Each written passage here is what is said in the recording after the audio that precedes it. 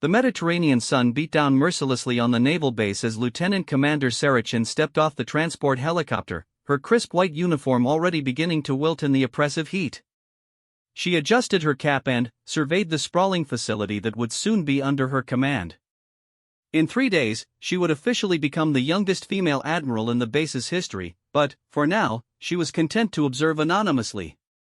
The base buzzed with activity as personnel went about their daily routines, unaware that their new commanding officer was already among them.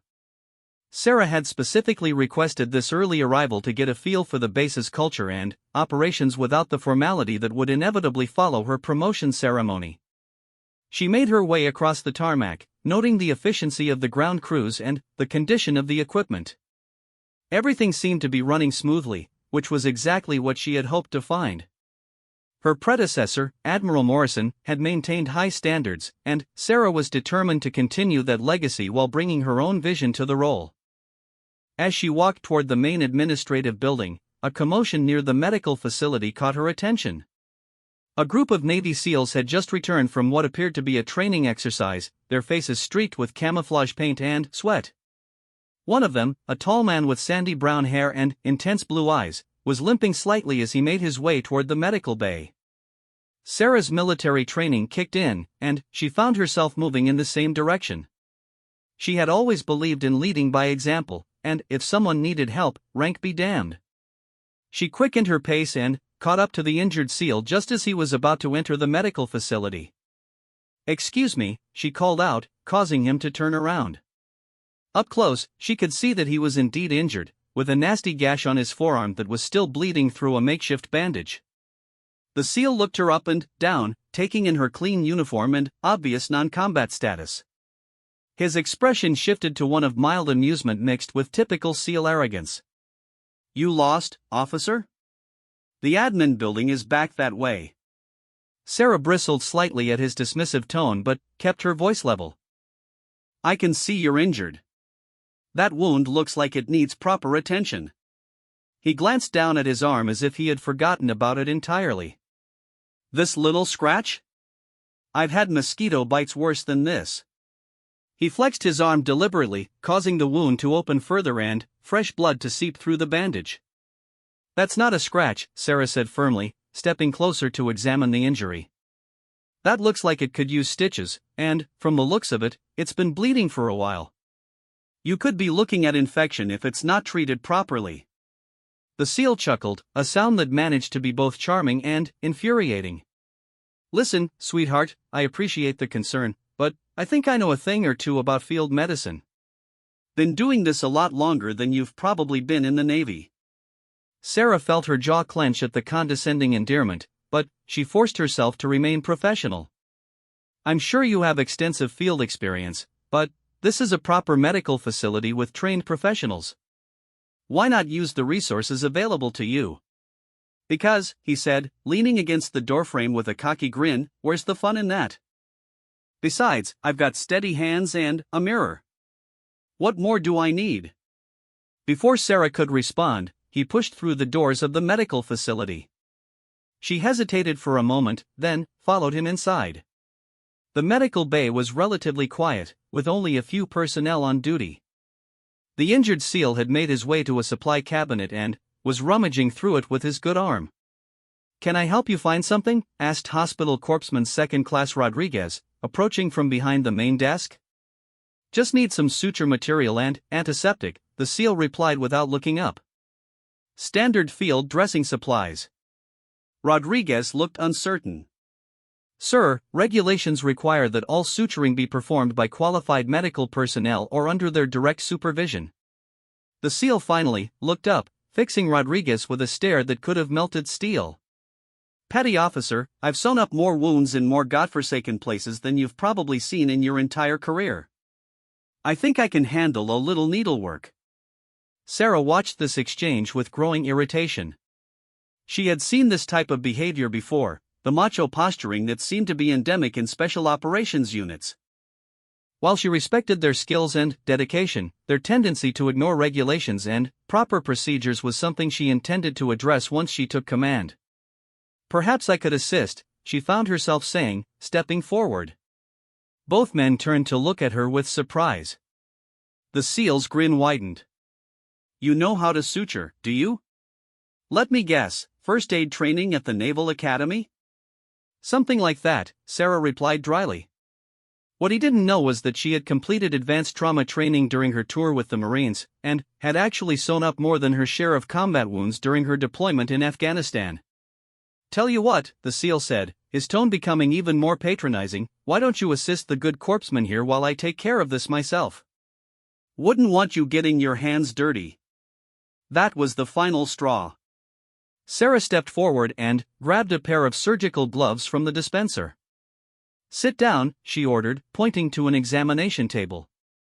The SEAL blinked in surprise at her sudden authoritative tone. I'm sorry, what? I said sit down. You're injured, you're bleeding, and you're about to make a mess of what should be a simple procedure. So sit down and let someone who knows what they're doing take care of it.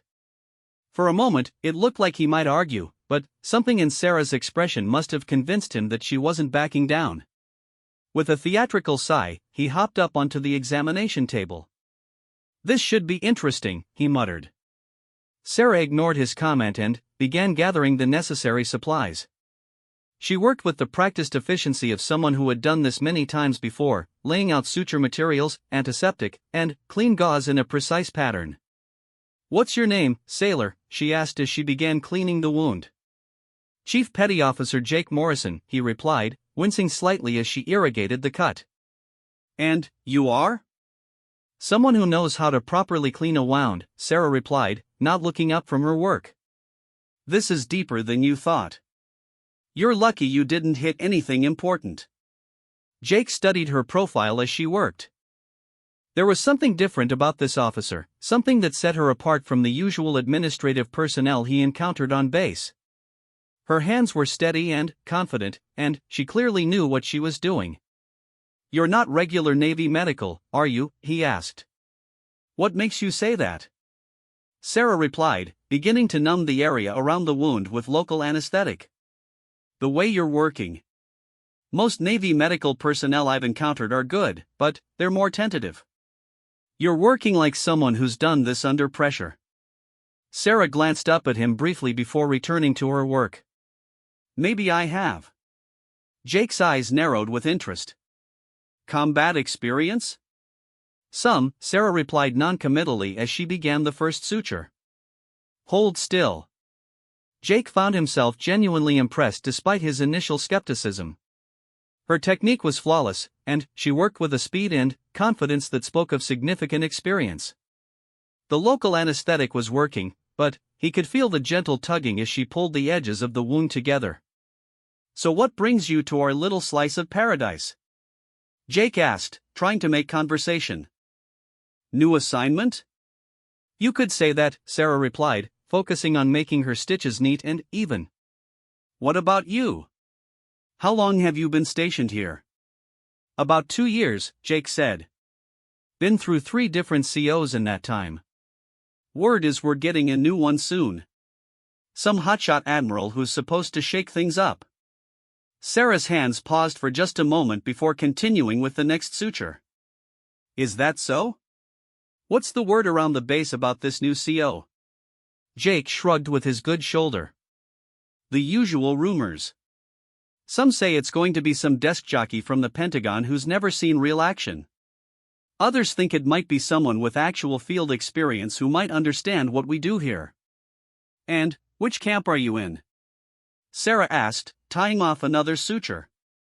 Honestly? I'm reserving judgment. SEALs have a way of getting the shaft when it comes to new leadership.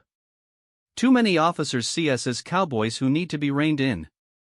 Sarah looked up at him sharply. And, are you? Cowboys who need to be reined in? Jake met her gaze steadily. We're professionals who do a dangerous job in difficult circumstances.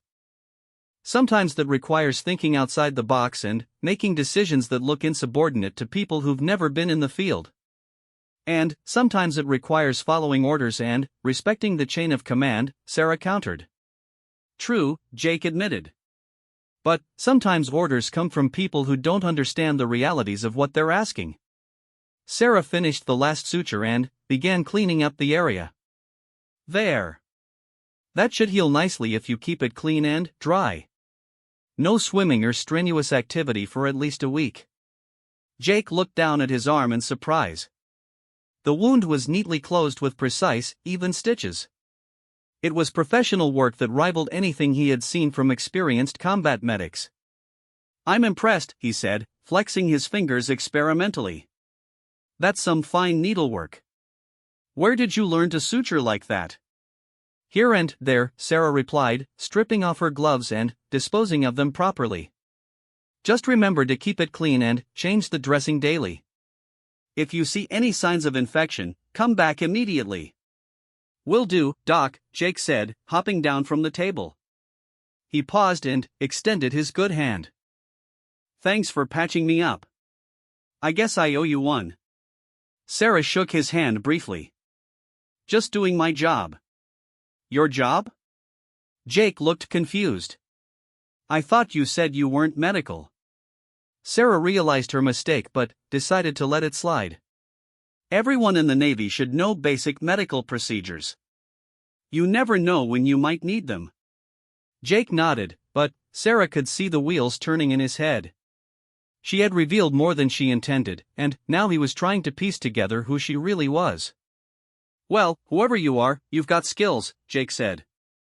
"Maybe I'll see you around the base." "Maybe you will," Sarah replied noncommittally. As Jake left the medical facility, Sarah reflected on the encounter. Her first interaction with the base personnel had certainly been interesting. Chief Petty Officer Morrison was clearly skilled and experienced, but his attitude toward authority was exactly the kind of thing she would need to address as the new commanding officer. She also couldn't help but notice that his last name was Morrison, the same as the outgoing Admiral. She made a mental note to look into whether there was any family connection. The Navy was a small community, and coincidences like that were often not coincidences at all. Sarah finished helping Corpsman Rodriguez clean up the medical bay, then made her way back outside into the blazing Mediterranean sun. She had 2 more days to observe and learn before her official promotion ceremony, and she intended to make the most of them. As she walked across the base, she couldn't shake the image of Jake Morrison's intense blue eyes and cocky grin. Something told her that their paths would cross again soon, and, when they did, the dynamic would be very different from what he was expecting. The base was larger than she had initially realized, with multiple training facilities, housing blocks, and administrative buildings spread across several acres. She made her way to the communications center, wanting to get a sense of how information flowed through the command structure. The communications facility was buzzing with activity, with sailors monitoring multiple radio frequencies and computer terminals displaying real-time data from various sources. Sarah observed from a distance, noting the efficiency and professionalism of the personnel on duty.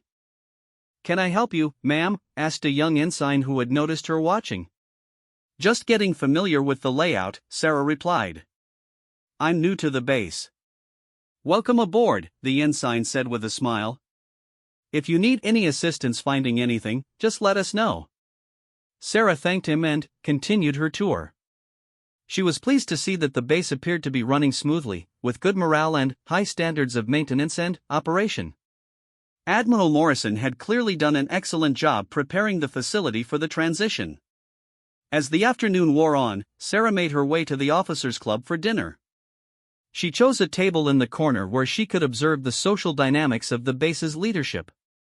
The conversation was lively and professional, with officers from various departments discussing everything from training schedules to equipment maintenance. She noticed that the special operations personnel, including several SEALs, tended to sit together at one end of the dining room. They were animated and clearly tight-knit, but she also noticed that they kept somewhat apart from the rest of the base personnel. This was something she would need to address. While special operations units required a certain degree of autonomy, they were still part of the larger naval structure and needed to be integrated into the overall mission of the base. As she finished her meal, Sarah reflected on her first day at her new command.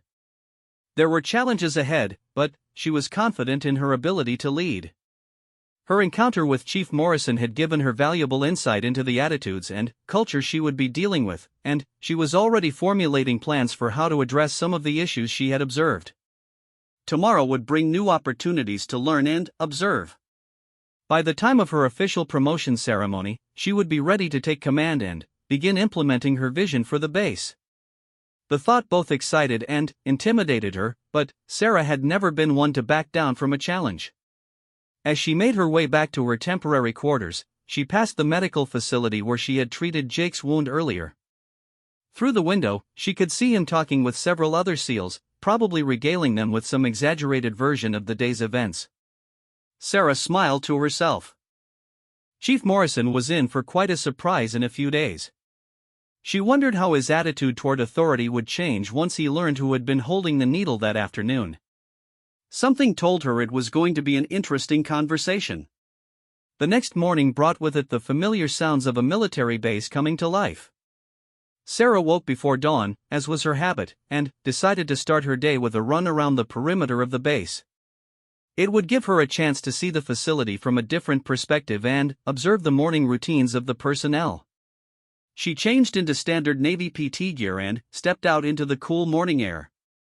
The Mediterranean dawn was spectacular, with golden light beginning to creep across the horizon and chase away the shadows of the night.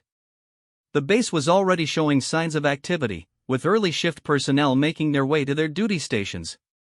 Sarah had been running for about 20 minutes when she came across a group of SEALs conducting their morning physical training. They were going through an intense circuit that would have challenged even the most physically fit personnel on base. She slowed her pace to observe, impressed by their dedication and the obvious camaraderie among the team members. To her surprise, she recognized Chief Morrison among the group. His injured arm was wrapped in a protective covering, but he was still participating in the exercises, modified to accommodate his injury. She had to admit she was impressed by his dedication, even if she questioned his judgment in pushing himself so soon after being wounded. As she watched, one of the younger SEALs began to struggle with a particularly challenging exercise. Without hesitation, Chief Morrison moved to assist him, providing encouragement and instruction. It was clear that he was a natural leader among his peers, respected for both his skills and his willingness to help others succeed. Sarah continued her run, but the image of Morrison helping his teammate stuck with her. Whatever issues she might have with his attitude toward authority, there was no questioning his commitment to his fellow SEALs. That kind of loyalty and leadership was valuable, even if it needed to be properly channeled. After completing her run, Sarah made her way to the base gymnasium to complete her workout routine. The gym was busy with personnel from all departments getting their daily exercise. She chose a corner where she could work out relatively unnoticed while continuing to observe the social dynamics of the base. She was halfway through her weight training routine when she became aware of someone watching her. She looked up to see Chief Morrison standing nearby, a curious expression on his face. He had obviously finished his PT session and cleaned up, wearing a fresh uniform with his injured arm properly bandaged. "Morning," he said, approaching her station. "Didn't expect to see you here so early." "I could say the same thing about you," Sarah replied, continuing with her routine. "How's the arm feeling?" Jake flexed his fingers experimentally. "Good as new, thanks to some excellent medical care." "Still trying to figure out where exactly you learned to suture like that." Sarah set down her weights and faced him. "I told you, basic medical training." "Right," Jake said with a skeptical smile. "And I'm just a basic sailor." "Come on, level with me. That wasn't basic anything. You worked like someone who's done field medicine under pressure." Sarah grabbed her towel and water bottle, clearly signaling that the conversation was over. "Some of us take our training seriously, Chief. You might want to consider taking it easy on that arm for a few more days." "Actually, I wanted to ask you about that," Jake said, not taking the hint. "You seem to know your way around medical procedures. We've got a training exercise coming up next week, and our usual medic is on leave. Any chance you'd be interested in playing corpsman for a day?" Sarah paused in her packing. "What kind of training exercise?" "Standard insertion and extraction drill." We'll be playing opposing force against a Marine unit. Nothing too complicated, but it's always good to have someone with real medical skills on hand just in case. The request intrigues Sarah. It would give her an excellent opportunity to observe the SEALs in action and get a better sense of their capabilities and procedures.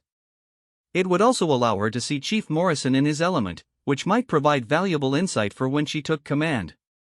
When and where? She asked. Jake's face lit up with surprise and pleasure. You'll do it? Great. Exercise starts at 0600 next Tuesday. We'll be staging out of the North Training Area. I can give you all the details later if you want. I'll think about it, Sarah said, slinging her gym bag over her shoulder. Let me check my schedule. Fair enough, Jake said. But I hope you'll consider it. It would be nice to have someone competent watching our backs for once. As Sarah left the gym, she reflected on the unexpected invitation. Participating in the exercise would certainly give her valuable intelligence about SEAL operations, but it would also mean spending more time around Chief Morrison. Their interactions so far had been charged with an undercurrent of tension that she couldn't quite identify.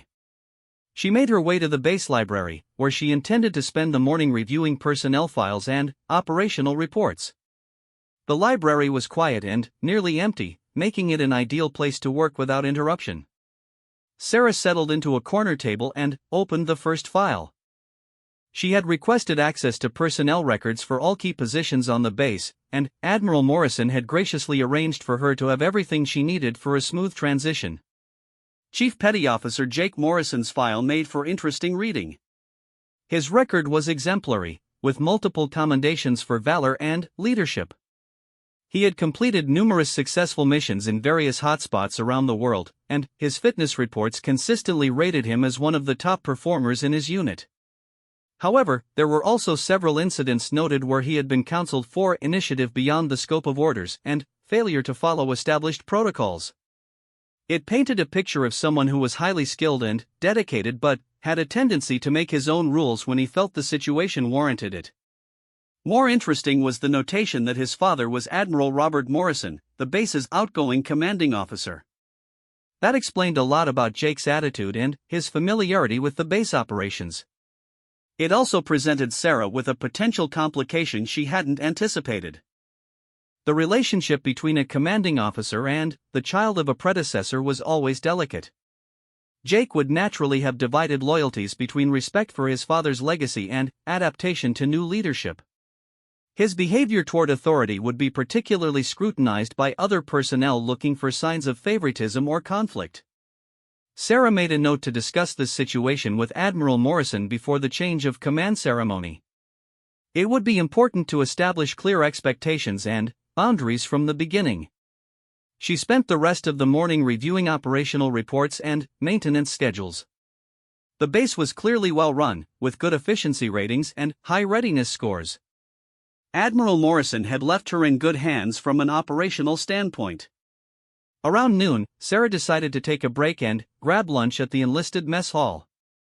She wanted to get a sense of morale and attitudes among the junior personnel, who often had the most honest perspectives on base operations. The mess hall was crowded and noisy, with sailors from all departments mixing together during the lunch hour. Sarah chose a table near the center of the room where she could listen to the various conversations around her. The general mood seemed positive, with personnel discussing everything from weekend plans to technical challenges in their various jobs.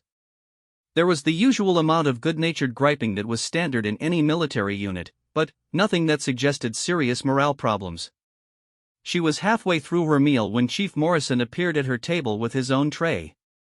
"Mind if I join you?" he asked. All the other tables seemed to be full. Sarah glanced around the mess hall and noted that there were actually several empty tables available, but she gestured to the chair across from her. "Please." Jake sat down and began eating, seemingly content to eat in comfortable silence. After a few minutes, he looked up at her with a thoughtful expression. "Can I ask you something?" he said. "You can ask," Sarah replied noncommittally. "What's your take on leadership? I mean, what makes a good commanding officer in your opinion?" The question caught Sarah off guard. It was more thoughtful and serious than she had expected from their previous interactions. That's a pretty broad question, she said carefully. What brought it on? Jake shrugged. We're getting a new CO soon, and I've been thinking about what that might mean for the teams. Admiral Morrison was good to work for. He understood what we do and gave us the autonomy we needed to be effective. Not all COs are like that. What kind of leader do you think would be worst for your unit? Sarah asked, genuinely curious about his perspective. Someone who tries to micromanage without understanding the mission, Jake said without hesitation. Someone who's more concerned with regulations than results. Someone who's never been in the field but thinks they know better than people who have. Sarah nodded thoughtfully. And what about someone who has field experience but believes in following proper procedures and chain of command? Depends on how rigid they are about it, Jake said. Look, I get it. The Navy runs on discipline and order. But special operations is different. Sometimes you have to make split-second decisions that don't fit neatly into the regulations manual. A good CO understands that and trusts their people to make the right calls. Even when those calls go against direct orders? Jake met her eyes steadily. Especially then. In the field, the person on the ground has information that the person giving orders from a command post doesn't have. A good leader trusts their people's judgment and backs them up when they make tough decisions. Sarah considered his words carefully. There was wisdom in what he was saying, but also potential for chaos if taken too far. What about accountability? She asked. If personnel are free to ignore orders whenever they think they know better, how do you maintain unit cohesion and discipline? You hire good people and train them well, Jake replied. You establish clear mission objectives and trust your teams to figure out the best way to achieve them. And when someone screws up, you hold them accountable, but you also make sure you understand why they made the decisions they did. It was a more nuanced view of leadership than Sarah had expected from him. Clearly, there was more depth to Chief Morrison than his cocky exterior suggested. Sounds like you've given this a lot of thought, she observed. I've worked under a lot of different leaders over the years, Jake said. The good ones and the bad ones. You learn to recognize the difference pretty quickly in our line of work. Their conversation was interrupted by the arrival of several other SEALs, who joined them at the table. The discussion turned to more general topics, but Sarah found herself studying Jake's interactions with his teammates. He was clearly respected among the group, often deferred to for his opinions and expertise.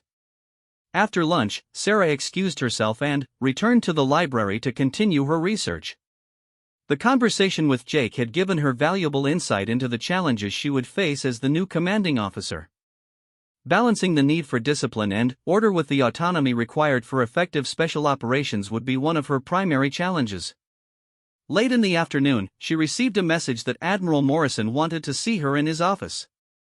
She made her way to the administrative building, wondering what the outgoing CO wanted to discuss. Admiral Morrison's office was spacious and well-appointed, with windows overlooking the main training areas.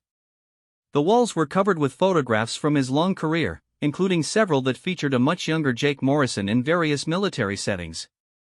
Sarah, please come in, Admiral Morrison said, rising from behind his desk. He was a distinguished man in his early 60s, with gray hair and the bearing of someone who had spent decades in leadership positions. Thank you for seeing me, Admiral, Sarah replied, taking the offered seat.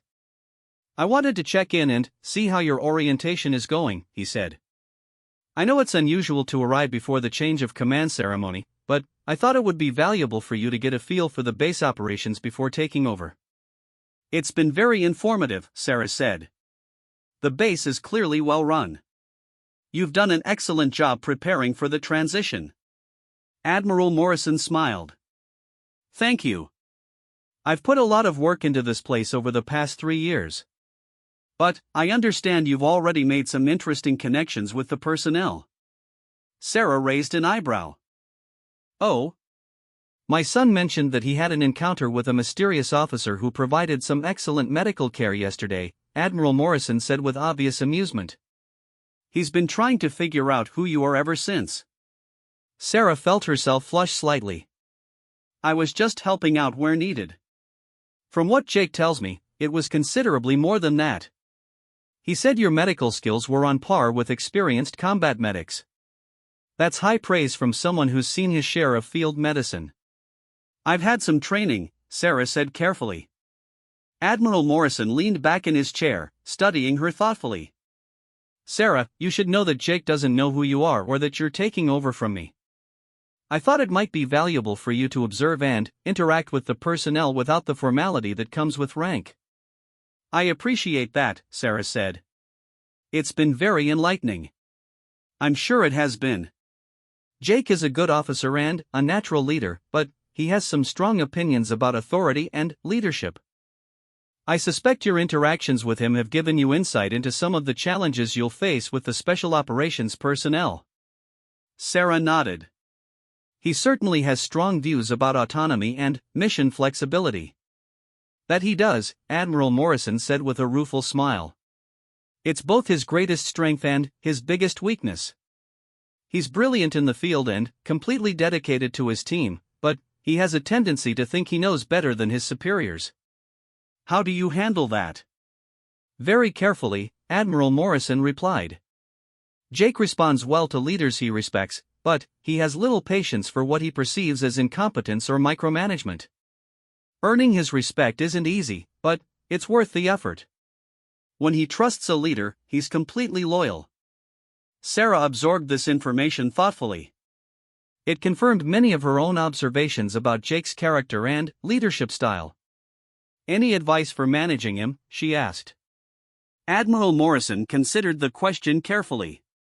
Give him clear objectives but flexibility in execution. Challenge him intellectually. And, most importantly, never ask him to do something you wouldn't be willing to do yourself. He has a very finely tuned sense of fairness and authenticity. As their meeting concluded, Sarah felt better prepared for the challenges ahead. Admiral Morrison's insights about his son would be valuable as she worked to establish her own leadership style and build relationships with the key personnel on base.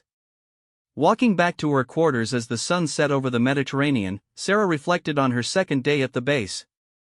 Tomorrow would be her final day of observation before the change of command ceremony. She was beginning to feel confident about her understanding of the base operations and personnel, but she knew the real test would come once she officially took command. The thought of Jake's reaction when he learned her true identity was both amusing and concerning. Their interactions had been charged with an undercurrent of mutual respect and challenge that would undoubtedly change once the formal command structure was in place. Sarah smiled to herself as she imagined the look on his face during the promotion ceremony. It was going to be an interesting transition period, but she was looking forward to the challenge. Leading this base and its unique mix of conventional and special operations personnel would test all of her skills as a commander, but that was exactly why she had sought the assignment in the first place. Sarah's final day of unofficial observation dawned clear and warm, with a gentle breeze coming off the Mediterranean. She had decided to spend the morning observing the base's operational procedures during a routine training exercise, followed by final preparations for tomorrow's change of command ceremony. She made her way to the command center, where she could observe how information flowed during operations and get a sense of the decision-making processes used by the current leadership team. The center was busy but well-organized, with personnel monitoring various communications channels and tracking the progress of multiple training activities. "Ma'am, are you here to observe the exercise?" asked Commander Patricia Hayes, the base operations officer. Sarah had met her briefly during her first day and had been impressed by her professionalism and competence. "If that's possible," Sarah replied. "I'm interested in seeing how the base coordinates complex operations." "Of course," Commander Hayes said. "We're currently running a joint exercise with the SEALs and Marine Unit. It's a good example of how we integrate different capabilities for mission success." Sarah positioned herself where she could see the main tactical display and listen to the radio communications. The exercise involved a simulated hostage rescue operation, with the SEALs conducting the actual assault while Marines provided perimeter security and extraction support. As she listened to the radio chatter, she was impressed by the professionalism and coordination of the teams involved. The communications were crisp and efficient, with each unit clearly understanding their role in the larger operation. SEAL Team Alpha, this is Command. You are cleared for approach to the target building. Jake Morrison's voice came through the speakers clearly. Command, Alpha Leader. Roger, beginning approach now. ETA to target, 2 minutes. Sarah found herself listening intently to Jake's communications. His voice was calm and confident, with the measured tone of someone completely in control of the situation. It was a marked contrast to the casual, almost cavalier attitude he displayed in social situations. Alpha Leader, be advised we have movement on the north side of the target building. 2 individuals, possibly armed. Command, Alpha Leader copies. We have visual on the 2 individuals. Assess them as exercise participants, not threats. Continuing with approach. The exercise continued for another hour, with the SEALs successfully completing their simulated rescue mission. Sarah was impressed by their precision and coordination, as well as their ability to adapt to changing circumstances during the operation. As the teams began their post-exercise debrief, Sarah decided to observe from a distance. These sessions were often where the most valuable learning took place, and she wanted to see how the teams analyzed their performance. Jake was leading the SEAL portion of the debrief, going through each phase of the operation methodically.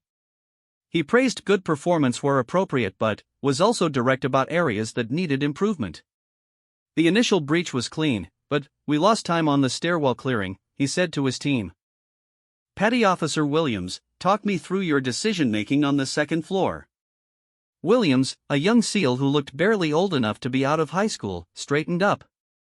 Chief, I thought I heard movement in the room to our left. I wanted to clear it before proceeding. And, what did the tactical plan call for in that situation? Jake asked. Bypass and mark for follow-up team, Williams admitted, looking sheepish. Right. And, why do we have that protocol? To maintain momentum and prevent the primary team from getting bogged down in secondary clearing operations. Exactly, Jake said, but his tone was encouraging rather than critical. You made a judgment call based on what you heard, which shows good tactical awareness. But, in a time-sensitive operation like a hostage rescue, we have to trust our support elements to handle secondary threats. Sarah watched the interaction with interest. Jake's leadership style with his team was markedly different from his attitude toward higher authority. With his SEALs, he was patient, instructive, and focused on building their capabilities. It suggested that his resistance to authority wasn't about disrespect for leadership in general, but rather about his standards for what constituted competent leadership. After the debrief, Sarah made her way back to the administrative building to finalize preparations for tomorrow's ceremony. The change of command was a significant event that required careful coordination and attention to detail. She was reviewing the ceremony protocol when there was a knock on her temporary office door. To her surprise, Jake Morrison stood in the doorway, holding a manila folder. Sorry to interrupt, he said. I was looking for Commander Hayes, but her office said she might be here. She's not here, but perhaps I can help you with something, Sarah said, gesturing for him to come in. Jake entered and placed the folder on her desk. It's the after-action report from this morning's exercise. Protocol requires it to be submitted to the operations officer within 4 hours of completion. Sarah glanced at the folder. I'll make sure Commander Hayes gets it. Thanks, Jake said, but he didn't immediately leave. Instead, he studied her with that same curious expression she had seen several times over the past few days. Can I ask you something? He said finally. Sure. What's your actual job here? I mean, I know you said you're new to the base, but I've been trying to figure out what department you're with. You're not medical, despite your skills. You're not operations, but you know your way around tactical procedures. And you seem to have access to areas that most personnel don't. Sarah felt a moment of panic. She had known this moment would come eventually, but she hadn't expected to be confronted so directly. I work in administration, she said carefully. I have a broad background in various naval specialties. Jake's eyes narrowed slightly. Administration. Right. And they sent someone with combat medical training and tactical knowledge to work in administration. Before Sarah could respond, the phone on her desk rang. She answered it, grateful for the interruption. Lieutenant Commander Chen, she said automatically, then immediately realized her mistake. Jake's eyebrows shot up. Lieutenant Commander? I thought you were. Sarah held up a hand to silence him while she took the call. It was Admiral Morrison's aide, confirming final details for tomorrow's ceremony. When she hung up, Jake was staring at her with a mixture of surprise and suspicion. Lieutenant Commander Chen, he said slowly. As in, the new commanding officer who's taking over from Admiral Morrison tomorrow? Sarah sighed. There was no point in continuing the charade now. Yes. Jake sat down heavily in the chair across from her desk. You're the new CO. I am. And you've been walking around the base for the past 3 days, observing everyone without telling them who you are.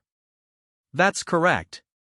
Jake ran his hands through his hair, clearly trying to process this information.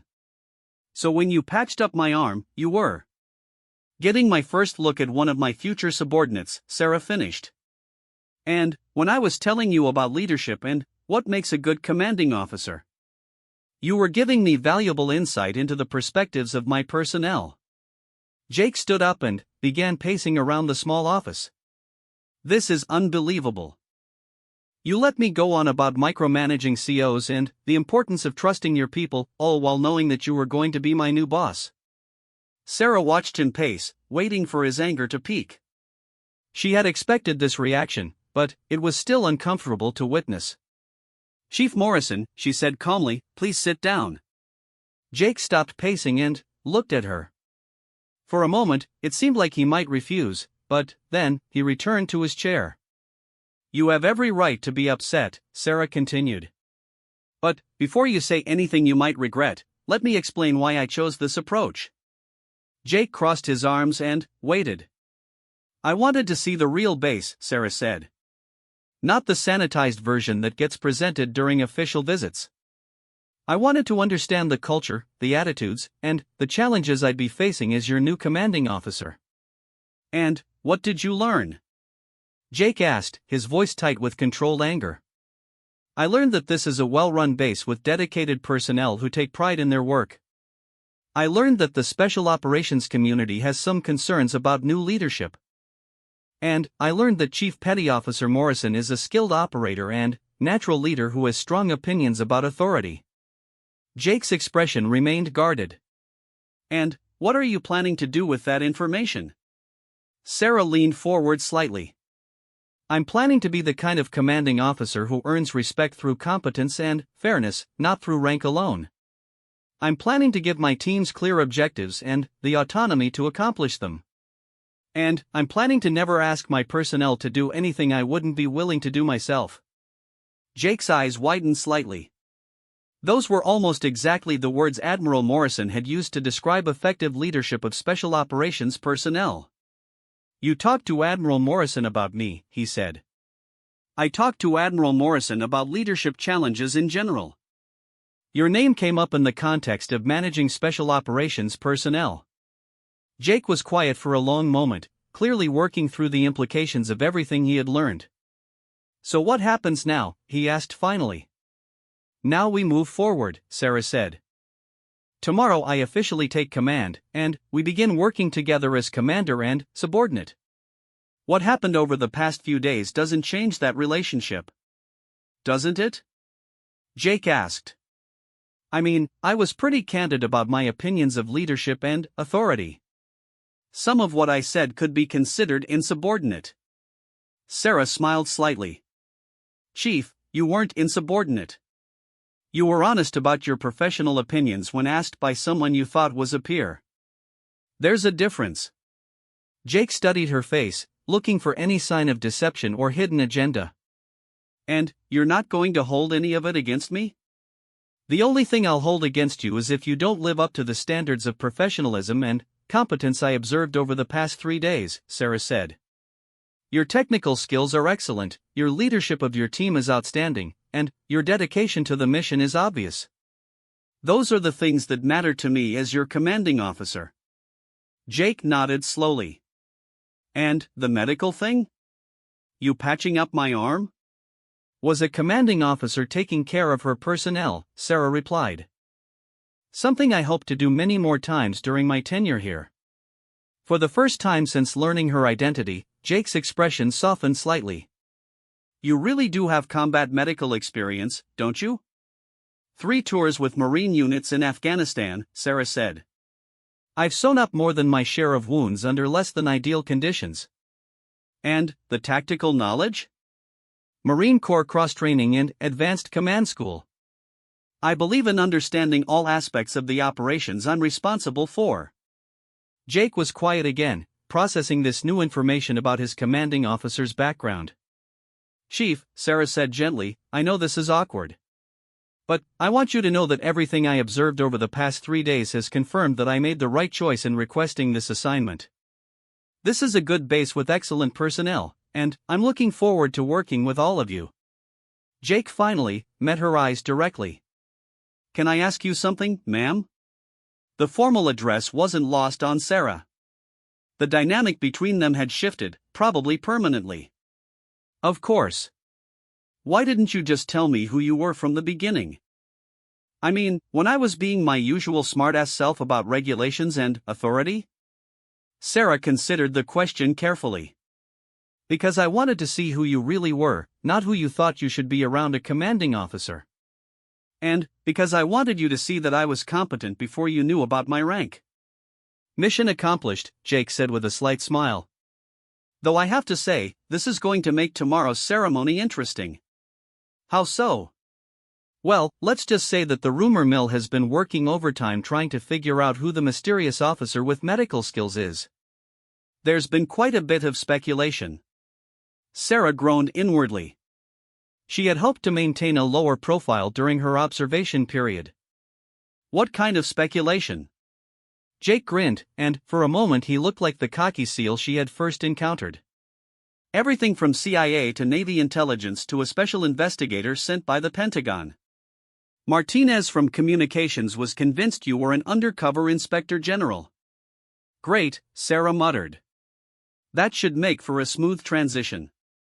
Actually, I think it might work in your favor, Jake said, becoming more serious. Everyone's been on their best behavior because they weren't sure who you were or why you were here. Now that they know you're the new CO, they'll remember that you saw them doing good work. Sarah hadn't considered that angle, but Jake was probably right. Her period of anonymous observation might actually help establish her credibility with the personnel. Chief, can I ask you something now? Sarah said. Sure. How do you feel about working under my command? And, I want an honest answer, not what you think I want to hear. Jake was quiet for a moment, clearly considering his response carefully. Honestly? I'm cautiously optimistic, he said finally. Based on our interactions over the past few days, you seem like someone who understands both the mission and the people who execute it. That's more than I can say for some COs I've worked under.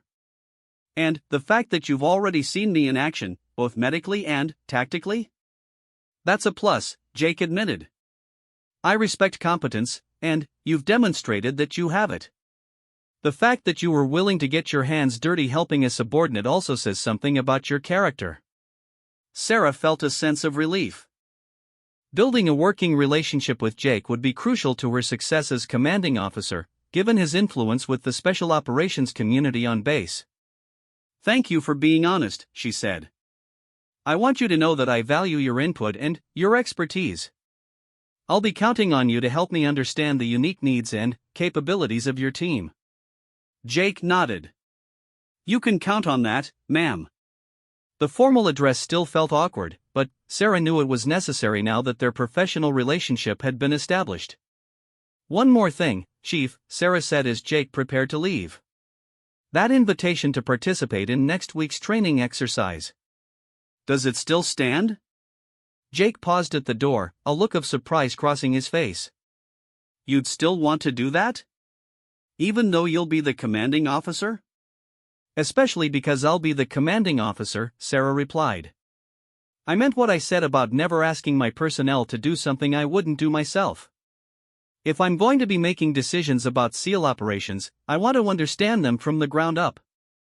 Jake's expression shifted to one of genuine respect. Yes, ma'am. The invitation definitely still stands. And I think the team will be very interested to see what their new CO is made of. After Jake left, Sarah sat back in her chair and reflected on the conversation. The reveal of her identity had gone better than she had hoped, but she knew that the real test would come in the weeks and months ahead as they worked to establish an effective command relationship. Tomorrow's ceremony would mark the official beginning of her tenure as commanding officer, but, in many ways, her real command had already begun with that conversation. She had taken the first step in earning the respect and trust of one of her most challenging subordinates, and she was optimistic about what that might mean for her overall success. The sun was setting over the Mediterranean as Sarah finally left her office to prepare for tomorrow's ceremony. In less than 24 hours, she would officially become the youngest female admiral in the base's history, responsible for hundreds of personnel and millions of dollars in equipment and operations.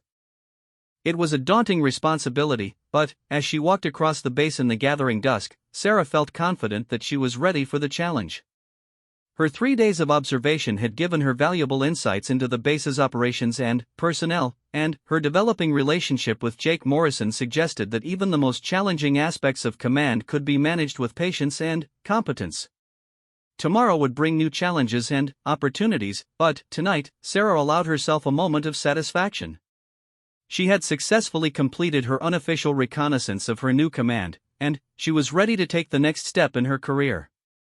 The real work was just beginning, but she was looking forward to it. The morning of the change of command ceremony dawned bright and clear, with a gentle breeze coming off the Mediterranean that provided some relief from the already building heat. Sarah woke well before dawn, as was her custom on important days, and spent the early morning hours reviewing her remarks and mentally preparing for the formal assumption of command. The ceremony was scheduled for 1,000 hours on the main parade ground, with the entire base personnel in attendance along with visiting dignitaries and family members. Sarah had chosen to wear her dress white uniform for the occasion, with the new Admiral's insignia that would officially be pinned on during the ceremony. As she made her final preparations, Sarah reflected on how much had changed in just 4 days. She had arrived as an anonymous observer, but she would leave this morning as the commanding officer of one of the Navy's most important Mediterranean installations. The ceremony itself was a time-honored military tradition, with precise protocols that had been followed for generations. Admiral Morrison would formally relinquish command, Sarah would accept the responsibility, and the base colors would be passed from the outgoing to the incoming commander. Sarah arrived at the parade ground 30 minutes before the ceremony was scheduled to begin. The area was already bustling with activity as personnel took their positions and the honor guard conducted final preparations. She could see Jake Morrison among the SEAL contingent, looking sharp in his dress uniform and maintaining the serious demeanor appropriate for such a formal occasion. Admiral Morrison approached her as she reviewed the seating arrangements for the VIPs. "Ready for this?" he asked with a warm smile. "As ready as anyone can be for their first command," Sarah replied. "Thank you again for everything you've done to prepare me for this moment." "The pleasure has been mine," Admiral Morrison said. "I'm confident that you're going to do great things here. The base is in excellent hands." "I hope Jake feels the same way," Sarah said, glancing toward the SEAL formation. Admiral Morrison chuckled. "I think you'll find that he's coming around to the idea. He was quite impressed when he learned about your background yesterday. High praise from him is rare and worth its weight in gold." As the ceremony time approached, the base personnel took their positions in formation. Sarah was struck by the professionalism and pride evident in their bearing. These were people who took their duties seriously and who deserved leadership that matched their dedication. The ceremony began with the traditional military precision that Sarah had come to appreciate during her years of service. The honor guard presented the colors, the Navy band played the appropriate musical selections, and the assembled personnel stood at attention under the Mediterranean sun. Admiral Morrison spoke first, giving remarks about his tenure at the base and expressing his pride in the accomplishments of the personnel under his command. His words were heartfelt and clearly reflected genuine affection for the base and its mission. "It has been my privilege to serve as your commanding officer for the past 3 years," he said. "Together, we have achieved remarkable things and upheld the finest traditions of the United States Navy. I know that under Admiral Chen's leadership, you will continue to excel and to serve with honor." When it came time for Sarah to speak, she approached the podium with confidence, looking out over the assembled personnel who would now be under her command. Admiral Morrison, distinguished guests, and, most importantly, the men and women of this naval installation, she began. "I am deeply honored to accept command of this base and to have the opportunity to serve with such outstanding personnel. Over the past few days, I have had the opportunity to observe your professionalism, your dedication, and your commitment to excellence. I have seen sailors who take pride in their work, who support their teammates, and who understand that our mission here is vital to the security of our nation and our allies. As your new commanding officer, I want you to know what you can expect from me. You can expect leadership that is based on competence, fairness, and respect for the skills and experience that each of you brings to our mission. You can expect a commander who will never ask you to do something that I would not be willing to do myself. And you can expect someone who will always have your backs as you execute the challenging and important work that we do here. I also want you to know what I expect from you. I expect continued excellence in everything you do. I expect innovation and initiative within the framework of our procedures and protocols. And I expect each of you to continue growing and developing as professionals and as leaders.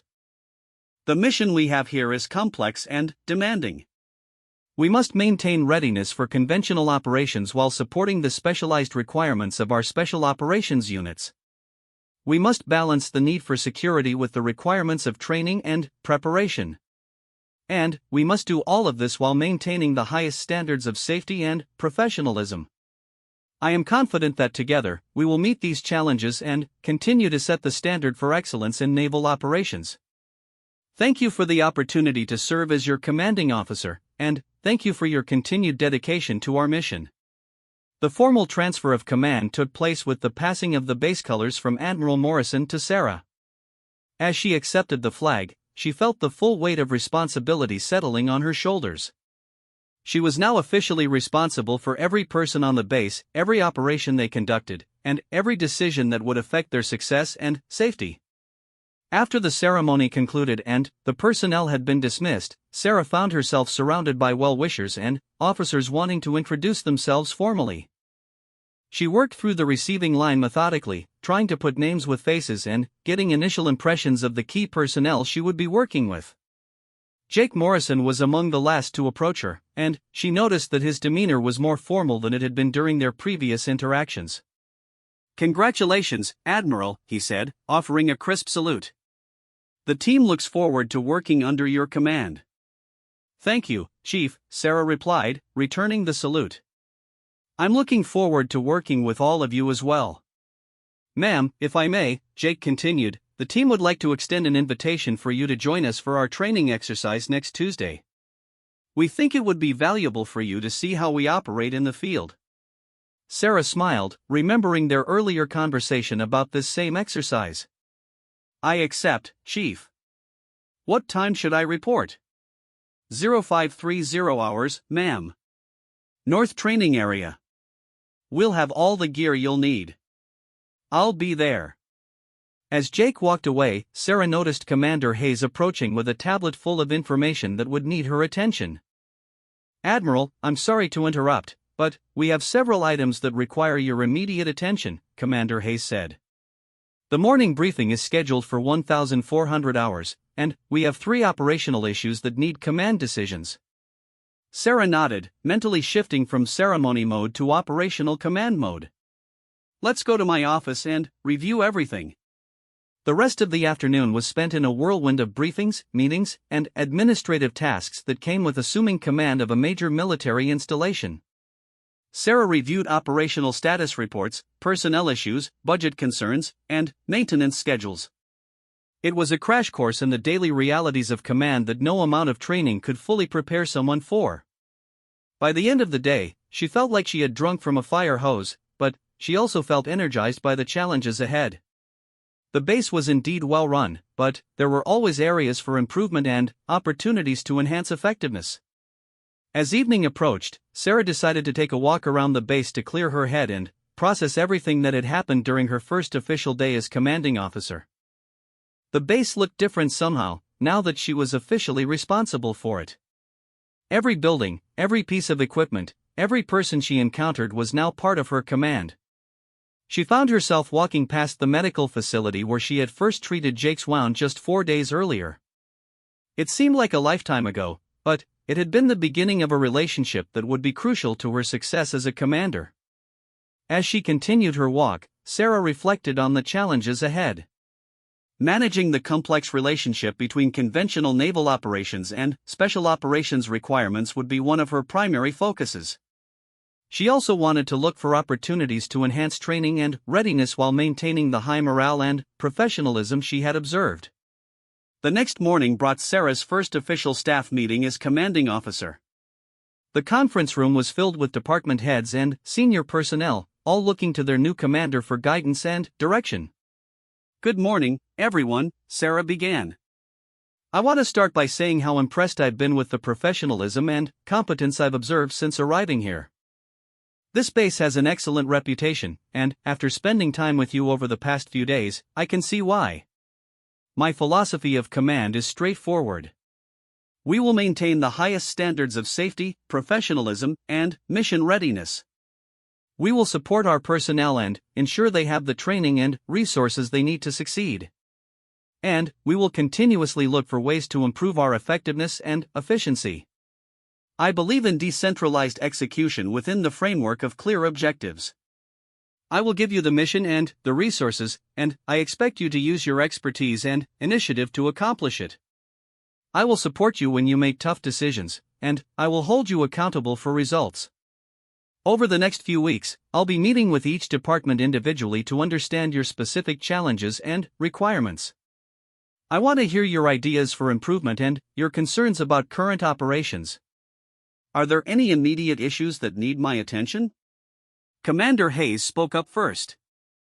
"Admiral, we have a maintenance issue with one of the helicopters that may impact next week's training schedule." "What kind of maintenance issue?" Sarah asked. "Hydraulic system problem that requires parts from the mainland. We're looking at a minimum of 5 days for repair, possibly longer if there are complications." Sarah considered the implications. "What training operations will be affected?" "Primarily the SEAL insertion exercises scheduled for Wednesday and Thursday," Commander Hayes replied.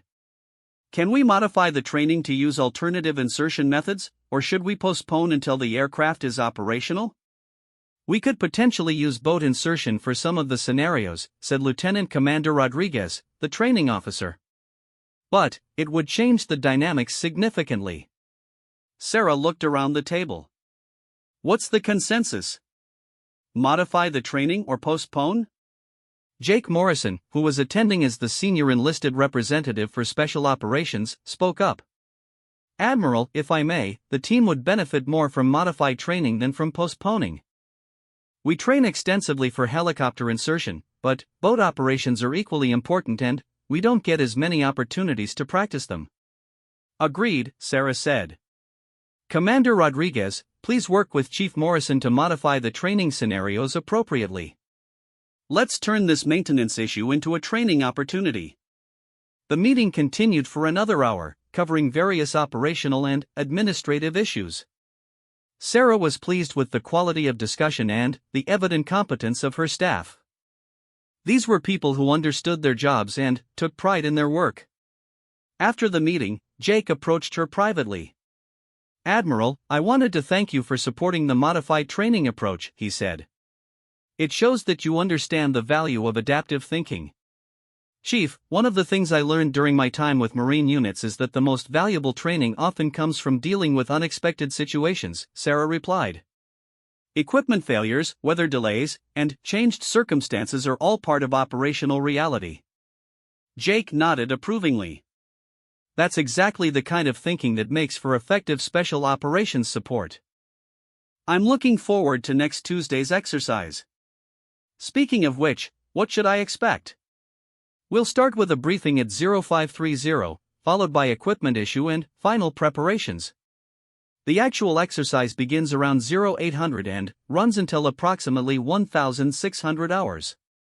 It's designed to test our insertion, target acquisition, and extraction procedures under realistic conditions. And my role? Initially, observation and medical support if needed. But, depending on how things develop, we might ask you to participate more actively. The scenario is designed to be dynamic and responsive to changing conditions. Sarah smiled. Sounds like exactly the kind of challenge I was hoping for. Tuesday morning arrived with typical Mediterranean weather, clear skies and warming temperatures that promised another hot day. Sarah arrived at the North Training Area at 0525 hours, dressed in combat utilities and ready for whatever the day might bring. The SEAL team was already assembled and conducting final equipment checks. Sarah was impressed by their professionalism and attention to detail as they prepared for the exercise. Every piece of gear was carefully inspected, and each team member knew exactly what their role would be during the various phases of the operation. Jake conducted the mission briefing with the crisp efficiency of someone who had done this many times before. The scenario involved the rescue of captured personnel from a simulated hostile facility, with multiple phases requiring different skills and techniques. Weather conditions are ideal, with minimal wind and good visibility, Jake concluded. Medical support will be provided by Admiral Chen, who has extensive field medical experience. Any questions? There were a few technical questions about timing and coordination, but it was clear that the team was well prepared and confident in their abilities. The exercise itself exceeded Sarah's expectations. The SEALs demonstrated remarkable skill and coordination as they moved through each phase of the operation. Their boat insertion was textbook perfect, their approach to the target was virtually undetectable, and their assault on the simulated facility was swift and decisive. Sarah found herself genuinely impressed by their professionalism and competence. These were not the cowboys she had sometimes heard special operations personnel described as, but rather highly trained professionals who executed complex operations with precision and discipline. During the extraction phase, one of the SEALs simulated a serious injury that required immediate medical attention. Sarah was called forward to provide treatment, and she found herself working under realistic field conditions to stabilize and treat the wounded operator. As she worked, she was aware of the other team members watching her technique and reactions. This was clearly a test of her medical skills and her ability to function under pressure. She focused on providing the best possible care while maintaining awareness of the tactical situation around her. "Nice work, Admiral," said Petty Officer Williams, the young SEAL who had played the injured operator. "That was some of the best field medical care I've seen during an exercise." After the exercise concluded, the team conducted their usual thorough debrief. Sarah was invited to participate and found the discussion both enlightening and valuable. The SEALs were honest about their performance, identifying areas for improvement while also recognizing what had gone well. Overall assessment? Jake asked as the debrief concluded. "Excellent execution of a complex operation," Sarah said. "Your coordination was impressive, and your adaptability when conditions changed was exactly what I would expect from elite operators." Jake smiled with obvious pride in his team. "Thank you, Admiral. Having you participate made the exercise more realistic and valuable for everyone." As they packed up their equipment, Sarah reflected on what the day had meant for her relationship with the SEAL team. She had demonstrated her competence under realistic conditions, and she had shown that she was willing to share the risks and challenges that came with their mission. Walking back across the base as the sun set over the Mediterranean, Sarah felt confident that she had successfully navigated the crucial first week of her command. The relationship she had built with key personnel like Jake Morrison would be fundamental to her long-term success, and the respect she had earned through competence and character would serve as the foundation for effective leadership. 3 months later, Sarah stood on the same parade ground where she had assumed command, watching as Jake Morrison was promoted to Senior Chief Petty Officer in recognition of his outstanding leadership and the success of his team's recent operations. The ceremony was smaller than the change of command had been, but no less meaningful for those in attendance. As she pinned the new insignia on Jake's uniform, Sarah remembered their first encounter in the medical facility and smiled at how much their relationship had evolved. "Congratulations, Senior Chief," she said. "You've earned this promotion through your exceptional leadership and dedication to your team." "Thank you, Admiral," Jake replied. "I couldn't have done it without the support of a commanding officer who understood the mission and trusted us to execute it." After the ceremony, they walked together toward the administrative building, discussing upcoming training schedules and operational requirements. Their relationship had evolved into one of mutual respect and effective collaboration, based on shared competence and commitment to mission success. "Admiral," Jake said as they reached her office, "I wanted you to know that working under your command has been one of the best experiences of my career. You've managed to balance the requirements of military discipline with the autonomy that special operations requires." "That's not an easy thing to do." Sarah paused at her office door. "Senior Chief, I've learned as much from you and your team as I hope you've learned from me. Leadership is always a two-way process, and I've been fortunate to work with people who understand that." As Jake walked away, Sarah reflected on the journey that had brought them to this point. From their first contentious encounter in the medical facility to their current relationship of mutual respect and effective collaboration, it had been a process of building trust through demonstrated competence and shared commitment to mission success. Looking out over the base that was now truly her command, Sarah felt a deep sense of satisfaction. The challenges of leadership were never-ending, but, when it was done right, it created teams and relationships that could accomplish remarkable things. The Mediterranean sun was setting over the base, casting long shadows across the training areas where tomorrow's operations were already being planned. It was the end of another day, but also the beginning of whatever challenges and opportunities the future might bring. Sarah was ready for all of it.